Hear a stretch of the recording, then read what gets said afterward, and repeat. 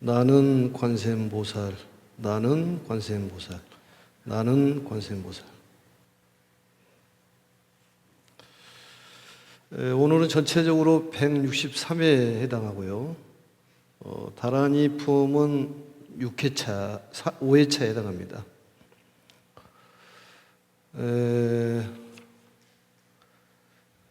오늘은 823페이지, 823페이지 지국천왕 주문을 보도록 하겠습니다. 이 다란이 품에 나와 있는 야광보살, 또 용시보살, 비사문천왕, 지국천왕, 심나찰러, 나찰여하고 기자모, 이렇게 해서 이런 분들이 법화경을 전하는 법사의 공덕이 크기 때문에 이 법사를 지키는 공덕도 크다. 그래서 공덕을 지키기 위한 그러한 다란이를 설하는 그러한 내용입니다. 오늘 823페이지 위에서부터 하나, 둘, 셋, 넷, 다섯, 여섯, 일곱, 여덟, 아홉, 열, 열하나, 지금 지국천왕의 주문을 볼 차례입니다. 지국천왕께서 비사문천왕이 다란이를 설하는 내용을 듣고 그 모임 가운데 있다가 건달바의 무리들의 공경을 받으며 둘러싸여 부처님 앞에 나아가 합장하고 살이었다. 세존이시여 저도 또한 다란이 신주로서 법화경 지내는 일을 옹호하겠나이다. 그리고 곧 주문을 설했다. 이런 내용입니다. 그 주문을 보시면은 지국천왕의 주문이 전체적으로 9구절로 되어 있는데 보도록 하겠습니다. 아간에 법문으로서는 똑같습니다. 아간에 이것은 법화의 소에서는 무수, 없을 무자에다가 셀 숫자입니다. 그 다음에 이제 간에 또 법문도 간에, 이것은 유수, 있을 유, 셀 수. 무수란 말은 셀 수 없다 그 말이고, 유수란 말은 셀 수 있다 그런 얘기입니다. 결국은 우리들이 이 셀 수 있다는 것은 이 관음보살님의 그런 개연을 통해 가지고 언젠가는 부처가 될 수 있다는 그런 유한적인 것과 이 공덕이 한량이 없다는 그런 무수한 셀 수 없는 그런 공덕이 있다. 이 법사의 공덕은 헤아릴 수가 없지만은 우리가 부처가 될 수 있는 그런 시간은 셀 수가 있다. 이렇게 볼 수 있습니다. 그래서 무수, 유수, 이 산수다 그 말이죠. 셀 수가 있다 그런 얘기입니다. 그래서 부처님께서 수기를 주는 그런 시간이 있지 않습니까? 그것은 유한적인 것이기 때문에 또 공덕은 셀 수가 없는 것입니다. 그 다음에 세 번째는 구리, 법문으로서는 가우리, 이것은 포악이라고 해석합니다. 포악. 이 포악이란 말은 거칠고 포악한 것을 이제 포악이라고 그러는데, 백광이라고 또 해석을 하죠. 밝은 빛, 하얀 빛인데 이것은 거칠고 포악한 사람을 바로 잡아가지고 보살행을 실천하게 되는 그러한 주문이다. 거칠고 포악한 사람을 바로잡아, 마음을 바로잡아가지고 이 애민중생하는 그런 마음으로 돌릴 수 있는, 보살도를 실천하는 그런 마음으로 돌릴 수 있는 그러한 주문이다 그런 얘기입니다. 주문이 다 그 뜻이 깊네요 보니까. 그 다음에 건다리, 법문으로서는 간다리, 법화의 소에서는 지향, 가질지 향기향자, 향을 가진 여인이라고 해서 그러는데 이것은 향이라는 말은 계율을 뜻하기 때문에 이 부처님의 가르침을 잘 지킬 수 있다. 이 주문이라는 것은 부처님의 가르침을 잘 지킬 수 있다.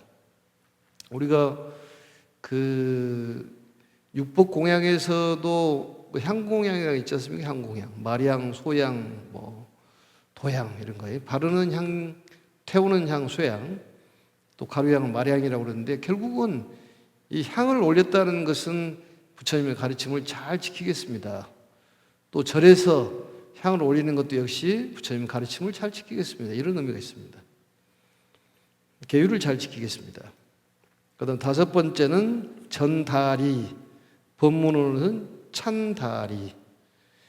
요흑이라고 표현해요. 요흑. 이 빛나리 요자에다가 거물 흑자입니다. 이 거뭄이라는 것은 아주 거물면은 빛이 납니다. 최고의 빛이 나는데 이 검은 흙처럼 이 아주 오묘한 빛으로 이 중생들을 감화를 주는 그러한 주문이다. 또 쉽게 말하면 부처님의 가르침이 중생에게 감화를 주는 그러한 주문, 빛이 된다. 아주 그 상상을 할 수 없는 아주 오묘한 빛이 이 주문이 이름이 그 주문입니다. 찬다리, 한글로서는 전다리, 요흑. 그 다음에 여섯 번째는 마등기, 법문으로서는 마탕기 말인데 법화의 소에서는 흉축, 흉할 흉자에다가 빌축자죠. 그래서 흉측한 길을 버리고 바른 길로 들기를 비는, 축원하는 그런 주문이다. 그래서 모든 것을 흉측한 길을 버리고 바른 길로 들게 하는 그런 힘이 있다, 그런 얘기입니다. 그러한 공덕이 있는 주문이다. 이렇게 봤을 때 법화경을 공부를 하면은 모든 일이 만사 일사천리로 다 되는 것입니다. 그걸 믿어야 돼요. 법화경 공부한 사람들은 자긍심을 갖고 두려워하지 말고 당당하고 이런 게 필요합니다. 그 다음에 이제 일곱 번째입니다. 상구리, 법문에서는 상쿠레, 법화의 소에서는 대체, 큰 대자에다가 몸체자. 큰 몸이라는 소리는 결국은 가르침의 근본 정신을 갖게 된다. 가르침의 근본, 우리 상성, 체력, 작, 인연, 가보, 본말, 구경 등이라고 우리가 그 시베시에서 배웠지 않습니까? 체라는 것은 근본을 뜻하는 거예요. 그래서 부처님의 근본 정신에 마음이 모아지는 그러한 가피가 있다, 공덕이 있다, 그런 주문이다. 근본이라는 뜻입니다. 여덟 번째, 부루사니. 또 번본에서도 부루사리, 한글로는 부루사니, 법문에서는 부루사리. 이것은 법화의 소설은 순술, 순할 순자죠. 이것은 지고한 진리를 따른다. 지고한 진리를 따른다. 다시 말하면 부처님의 뜻에 따라 어긋나지 않는다. 어긋나지 않는다. 이런 뜻입니다. 순술.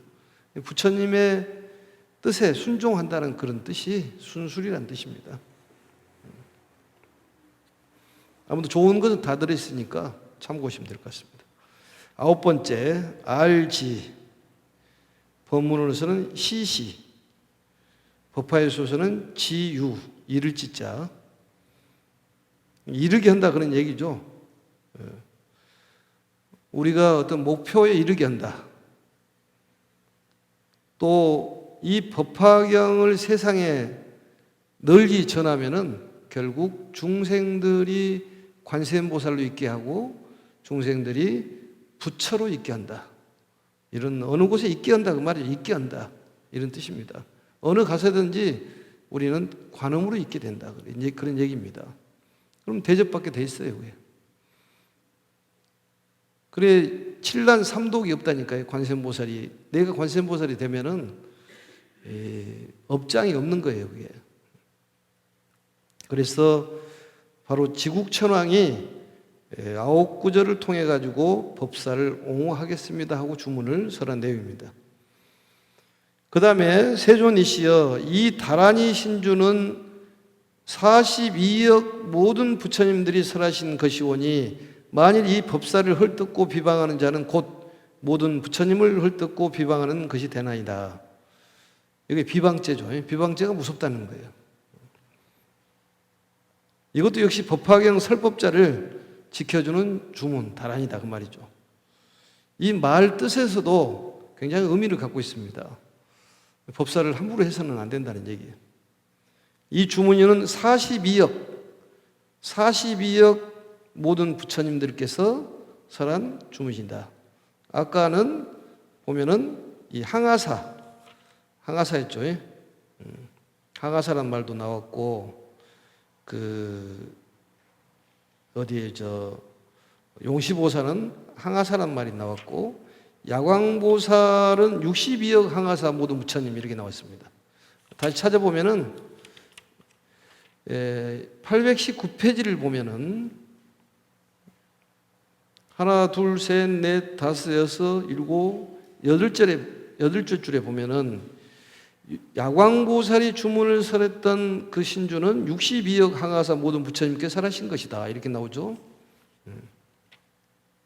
그리고 넘겨가지고 보시면은 용시보살, 조금 전에 했던 용시보살은 쭉 가운데 쪽으로 내려오면 세존시 이 다란이 신주는 항아사와 같이 모든 부처님께서 설하신 것이며 이렇게 나오지 않습니까? 그렇죠? 항아사.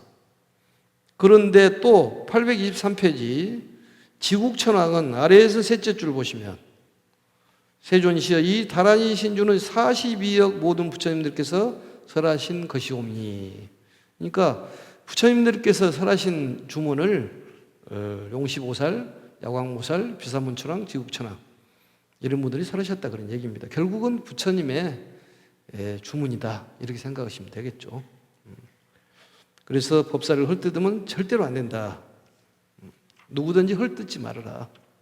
사실은 허물 없는 사람이 어디가 있겠습니까? 이 세상 천지에 다 허물이 있는 거예요. 본인 허물이 없는 것 같지만 비방할 일이 아닙니다. 특히 승찬승이라고 우리 승가를 비방해서는 별로 안 좋습니다. 칭찬을 해야지. 승가는 스님들도 해당되지만 불자들도 전부 해당되는 거예요. 손이 안으로 굽어야 됩니다. 다음은 825페이지 3장에 들어가겠습니다. 여기서는 10명의 나찰녀와 귀자모가 등장을 합니다. 귀자모. 보겠습니다.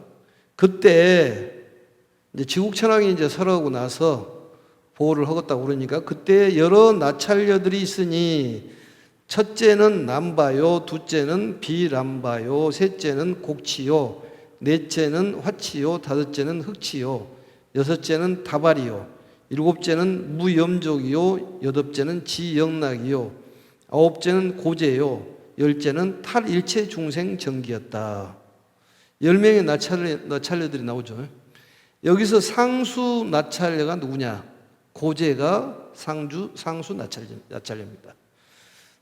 어째서 고제를 상수 나찰녀로 하냐? 그걸 쭉 넘기면 829페이지를 펴면 하나, 둘, 셋, 넷 여기에서 부처님께서 말씀하시기를 고제여 너희들과 너희 군속들은 반드시 이러한 법사를 잘 옹하여라 나왔지 않습니까? 부처님께서는 수보리면 수보리 대표자에게 그게 얘기를 말씀을 드리는 거예요. 그래서 10나찰들의 상수 나찰녀는 고제가 됩니다. 그래서 참고로 하시면 될 것 같습니다. 그래서 그 10명의 나찰녀가 이제 등장을 하는데 이 나찰녀들은 결국은 무시무시한 귀녀들이다. 무서운 귀신들이다 그 말이죠. 그게 나찰녀들, 나쁜 귀신, 그게 나찰이에요. 흡혈귀라고 그러잖아요. 피를 빨아먹고 사는 흡혈귀. 그래서 첫째는 남바요. 남바란 말이 이제 거기에 왼쪽에도 보시면 나와 있습니다만은 이것은 이 법화의 소에서 나온 것보다는 이 정법화경에 나와 있는 걸 중심으로 말씀을 드리겠습니다. 나쁜 귀신이라는 뜻인데 여기서는 나쁜 귀신의 무리인 여자 나찰입니다. 그래서 이 여자 나찰들이 귀하고 부처님이 가르치는 편은 법사들을 존경하고 보호하겠다는 그러한 주문인데, 첫째가 남바란 것은 정법화경에서 해석하기를 결박이라고 해석을 합니다. 결박. 중생을 결박하여 죽인다, 이런 뜻이죠. 결박.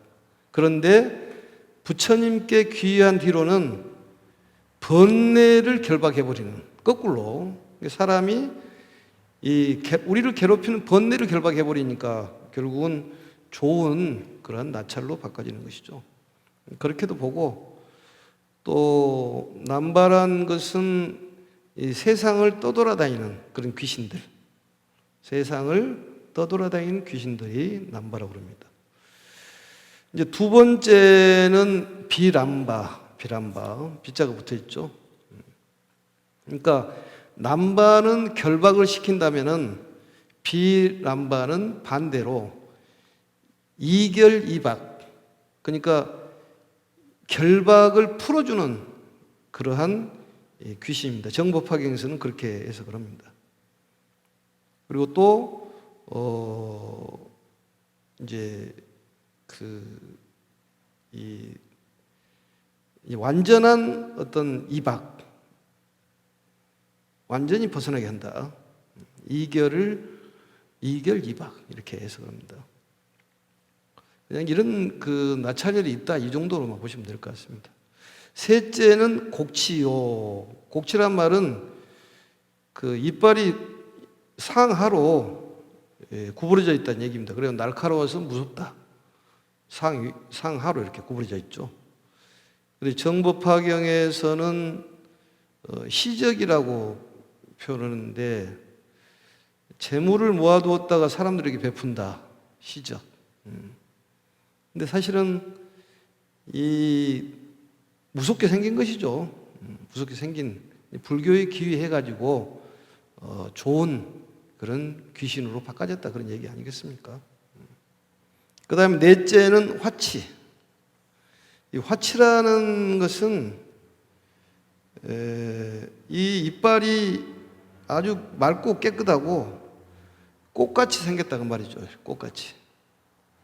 희한한 이빨도 있네, 보니까. 화치, 곡치, 화치, 흑치, 뭐 맞네요, 치가 이빨이. 그리고 화치라는 것은 이 꽃같이 이쁜 이빨을 가지고 있다고 그러는데, 그래서 정법화경에서는 꽃을 보시하는 그런 좋은 나찰로 바꿔졌다고 해서 시화, 이렇게 해석을 합니다. 베풀시 꽃화자, 시화, 이렇게.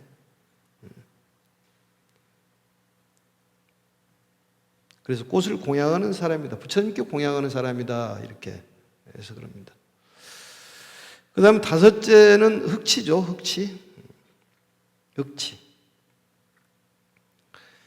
그 검은색의 이빨을 가진 아주 무섭게 생긴 그런 모습을 하고 있다, 이랬는데,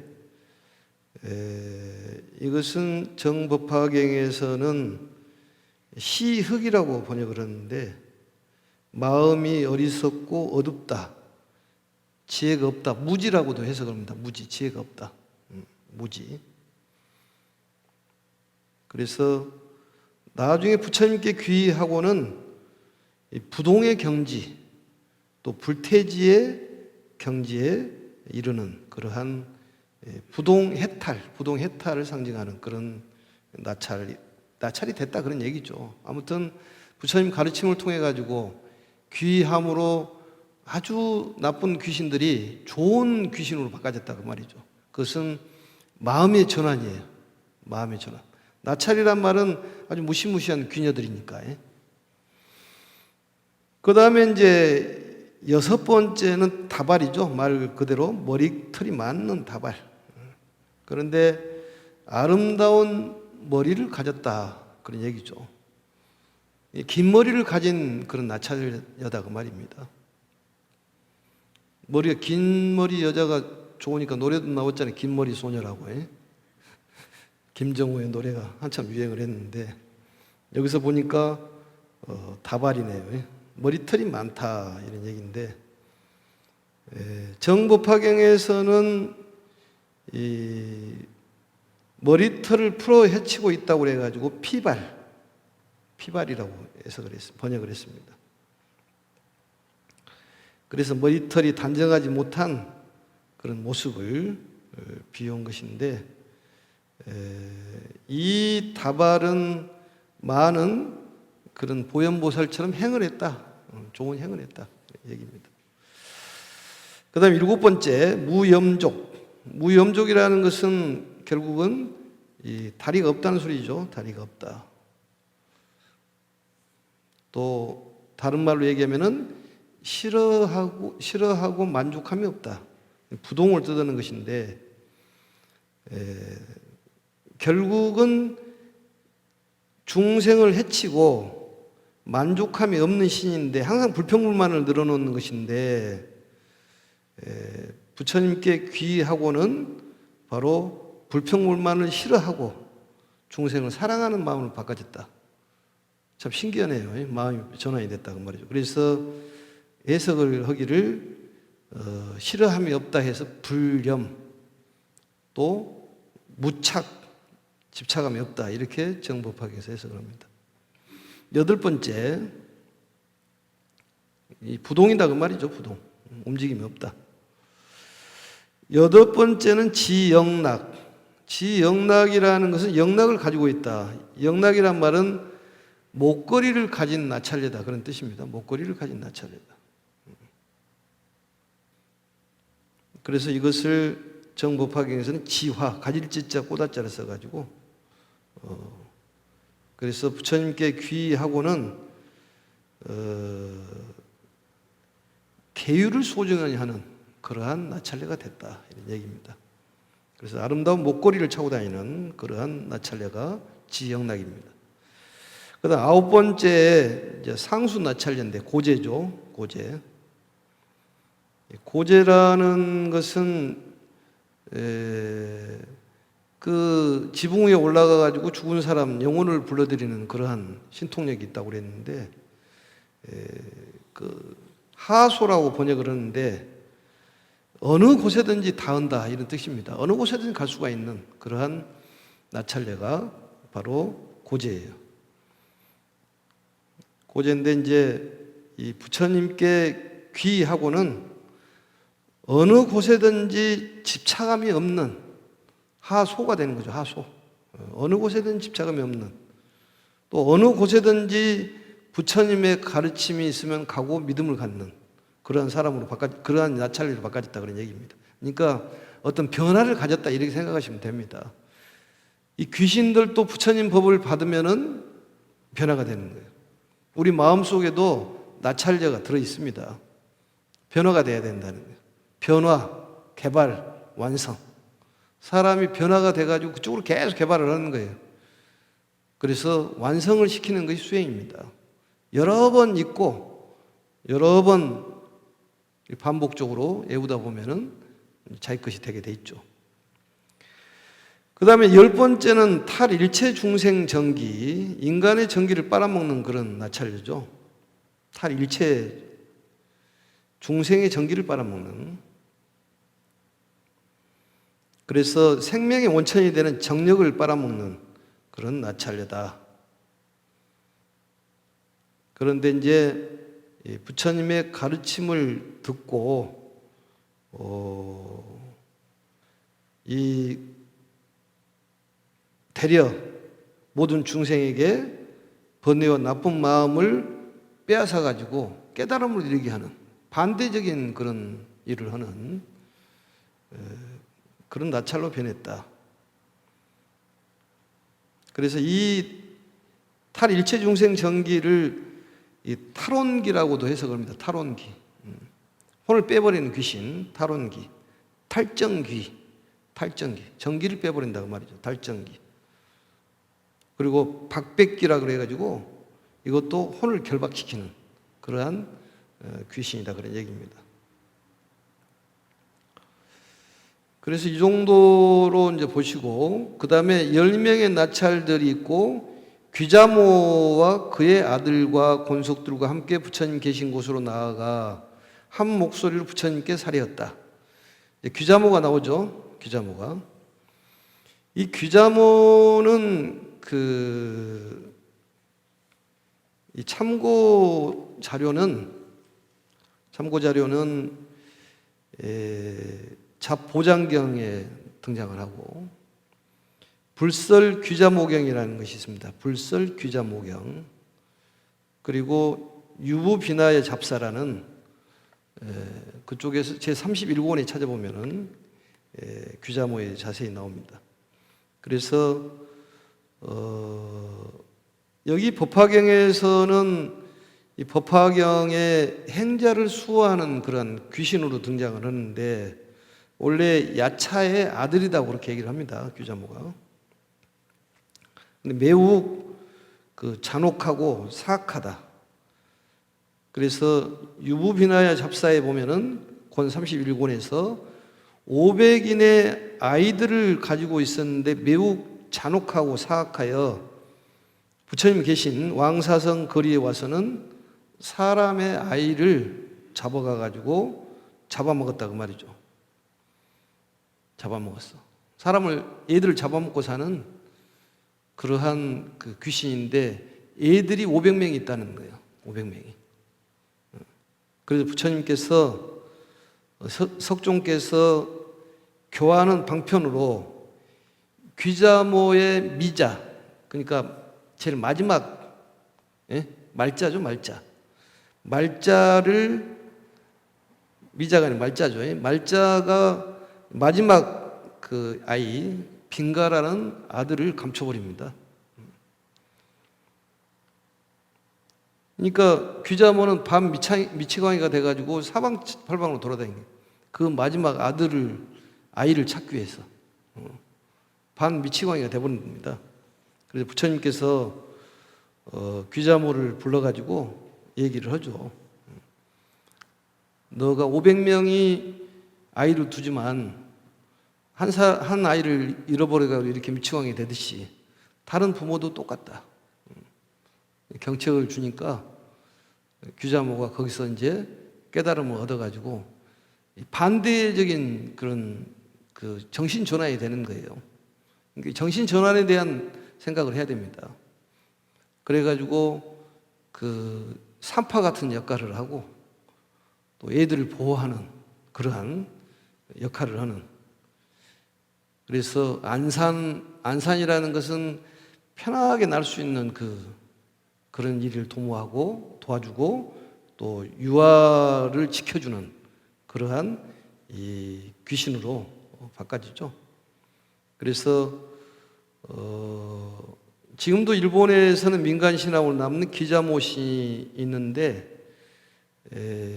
그게 이제 남의 기위기전이라는, 거기에 보면은 귀자모에 대한 얘기가 또 자세히 나옵니다. 그리고 일본에서는 귀자모에 대한 제사도 지내고 뭐 그런답니다, 그게. 근데 나중에 바꿔졌으니까 어쨌든 좋은 것이죠, 그게. 나쁜 것이 아니라.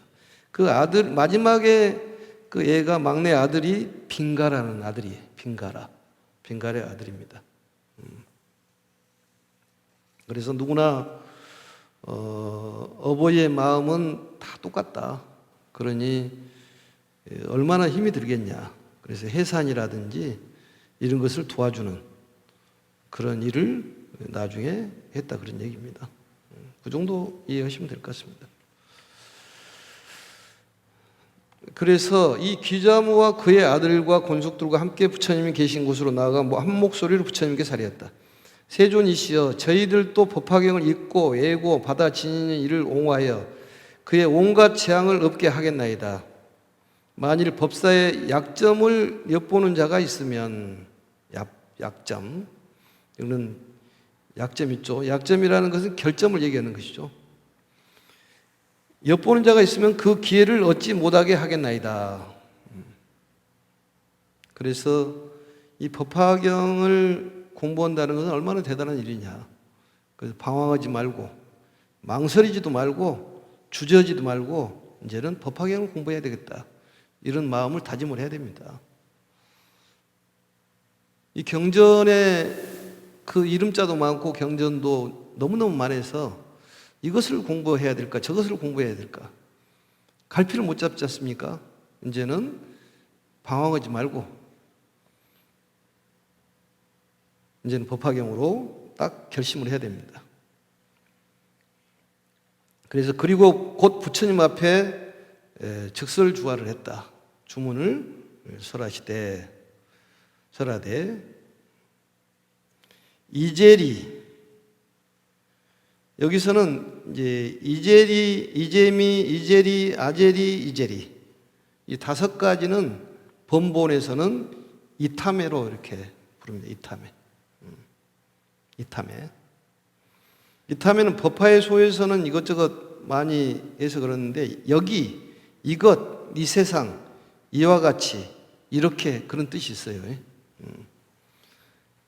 그래서 이재리도 이타메, 이재미도 이타메, 이티메, 이재리 이티메, 아재리 이티메, 이재리 이티메. 그러니까 결국은 모든 것은 여기 이곳에서 있는 것이지 다른 데 있는 것은 아니다 그 말이죠. 현재에 잘해야 된다 그런 얘기입니다. 현세 이익은 무엇이냐? 법피와 선열이에요. 또 전법 교화를 해야 되는 거예요. 나중에 해야 되겠다 이것이 아닙니다. 여기서 해야 되는 거예요. 우리가 해야 됩니다. 이런 뜻을 갖고 있는 거예요. 여기를 떠나가지고 어디가 부처님이 계시냐? 여기를 떠나가지고 어디 가서 가피를 입냐? 이거 아니다 그 말이에요. 여기에 있다 그 말이에요. 다. 여기에 있고 이곳에 있고 이곳에서 불국토를 만들어야 된다는 얘기입니다. 결국은. 그러니까 먼 데 가서 찾지 마라 그 말이죠. 먼 곳에 있는 것이 아니라 여기에 있다. 사바세계 즉 상적강투다. 근데 우리는 멀리 가서 있으면 멀리 가면 뭐가 있는 줄 알잖아요. 먼 데 가가지고 기도하면은 뭐 잘 이루어진다고 생각하는데 그렇지가 않다. 바로 여기에 있다 그 말이죠. 여기에. 이곳에 있다. 이 정해손원에 모든 것이 다 있다. 그걸 잃지 말아야 됩니다. 모든 것은 이곳에 있다. 참 좋은 말 아니겠습니까? 부처님을 위해서 중생이 존재하는 것이 아니라 중생을 위해서 부처님이 존재하는 거예요. 우리가 있기 때문에 부처님이 존재하는 거예요. 보살도 역시 마찬가지입니다. 우리는 관세음보살이 멀리 있는 것이 아니라 이곳 여기에 있다. 내 마음속에 있다. 이것을 깨달아야 한다는 얘기입니다. 거기를 깨닫게 하는 주문이에요, 이게. 그래서 더러 이제 그 나찰녀들을 이 해석을 할 때도 이 보살로도 해석을 합니다. 더러 해석. 뭐 상행, 정행, 우병행, 알리병, 고연보살, 석가모니 뭐 이렇게. 그러니까 이 어떤 우리의 마음의 어떤 전환이 필요하다는 얘기죠. 그래서 중생에게 있는 것이지 뭐 어디 멀리 있는 것은 아니다. 인류를 위해서 우리가 전법 교화를 해야 한다는 얘기입니다. 결국은 전법 교화를 해야 한다. 그 다음에 이제 6번째 쭉 보겠습니다. 6번째가 니리, 법문은 님에, 니리님에, 니리님에 이렇게 니리님에 5가지로 되어 있죠. 이것은 해석을 무아, 무오, 무신, 무소 이렇게 해석을 하는데 이것은 무엇이냐? 자기를 부정하여 새로운 긍정으로 바꾸는, 자기를 부정하는. 이 공부를 하려면 이제 아공법공을 알아야 되는데 나라는 것을 비워야 되잖아요. 그게 그래야지만이 평등심으로 가게 돼 있습니다. 모든 걸 이제 평등하게 볼 수 있는 이 실상을 실상을 꿰뚫어 보는 것이 바로 법화 삼매고 제법 실상을 꿰뚫어 보는 것이 공부입니다. 그게 법화경의 주요 골자가 그거예요. 그래서 자기 집착을 나라는 것을 벗어나는 그 주문이 님에 5가지예요. 나라는 걸 벗어나는 거예요.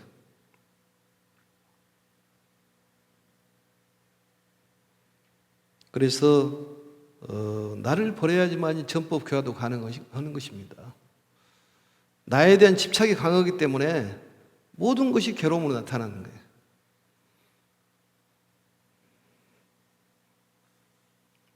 그래서 5가지는 이 팀에 또 5가지 님에 이렇게 되어 있습니다. 그 다음에 11번째 총 19가지 이 스바가까지 한다면 20가지로 되어 있습니다. 11번째 누해 4개로 되어 있죠. 누해 똑같습니다. 해석은 번본이나 이것은 이미 흥하였다, 이미 생하였다, 이미 완성됐다, 이미 머물렀다 이런 뜻인데 이것은 무엇이냐? 부처님의 가르침으로 다시 태어나고 가르침으로 자라고 교육되어 새롭게 다시 태어난다. 새롭게 다시 태어난다 이런 얘기예요. 그리고 이미 우리는 관음으로 태어나 있다는 것을 깨달아야 한다는 얘기입니다. 이미 우리는 흥했다. 잘 살고 있습니다. 이렇게 살고 있는 건 잘 살고 있는 거예요. 우리는 이미 관세음보살님의 그런 원력에 머무르 있다는 거예요. 이미 우리는 잘 되고 있는 것입니다. 못 되고 있는 것이 뭐가 있어요? 잘 살고 있었지. 이미 지금 잘 살고 있는 거예요, 우리는. 옛날부터 잘 살고 있었습니다.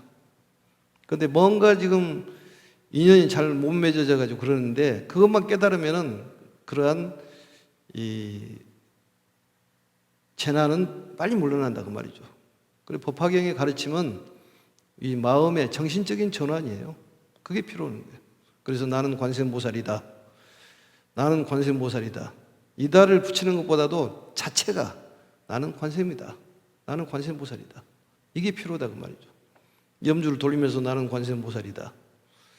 어떤 무서운 어떤 일이 벌어지더라도 나는 관세음보살이다고 생각을 한다면은 쉽게 해결이 된다 그 말이에요. 속박에서 벗어날 수가 있다. 우리 관세음보살 본품에서 배웠듯이 7단 3독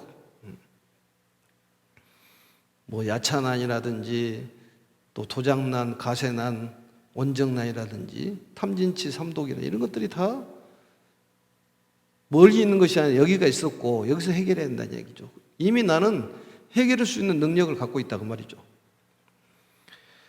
그 다음에 보겠습니다. 다에 도에 로에 번본에서는 전부 수투해 똑같습니다. 이것은 무슨 뜻이냐? 더욱 일어난다 그런 뜻인데 해를 입히지 못하고 더욱 발전한다. 그러니까 더욱더 발전하는 그런 의미가 있는 것입니다. 누구든지 나를 해칠 수가 없다. 그래서 여기는 또 전법 교화에 대한 찬탄도 들어있는 거고 그래서 번본으로 해석을 하는 것이 좀 쉬울 것 같습니다. 누에